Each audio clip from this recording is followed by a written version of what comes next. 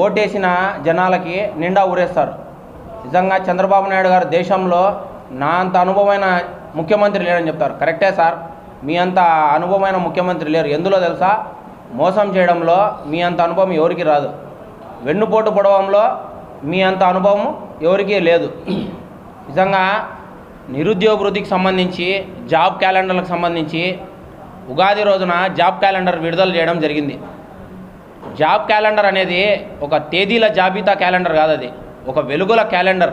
ఎందుకంటే వేలు కాదు, లక్షలు కాదు, కొన్ని కోట్ల మంది కుటుంబాలకు సంబంధించిన విషయం అది.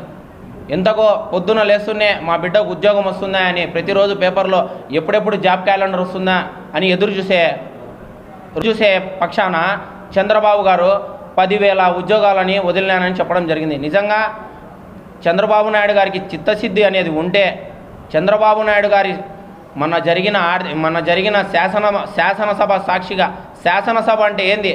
ఒక దేవాలయం లాంటిది. ప్రజా సమస్యలు మాట్లాడుకోవాల్సిన అంశాలను మాట్లాడుకునే ఒక దేవాలయం లాంటి దేవాలయంలో 6 లక్షల ఉద్యోగాలు ఇచ్చినా అని చెప్పడం జరిగింది. అలాగే శాసన మండలిలో వాళ్ళ మంత్రి 5 లక్షల ఉద్యోగాలు ఇచ్చినా అని చెప్పండి.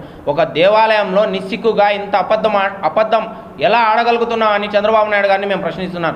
మీరు నిజంగా 6 లక్షల ఉద్యోగాలు ఇచ్చింటే ఒక మెమరాండం ఇచ్చి పలానా కంపెనీలో ఇంతమందికి మేము ఉద్యోగ అవకాశాలు ఇచ్చామని చూపించండి ప్రజలకు వచ్చి, అప్పుడు నమ్ముతారు. నిజంగా చంద్రబాబు నాయుడు గారు 2014 కానీ, 1999 కానీ, ఇప్పుడు 2024 కానీ అధికారంలోకి రావడానికి మొదటి ప్రాధాన్యతగా మా యువత ఓట్లతోనే రావడం జరిగింది.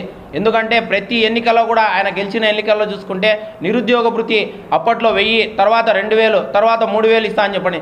ఇంతవరకు ఏ సంవత్సరం కానీ నిరుద్యోగ భృతి ₹1 అంటే ₹1 ఆయన కేటాయించలేదు. నిజంగా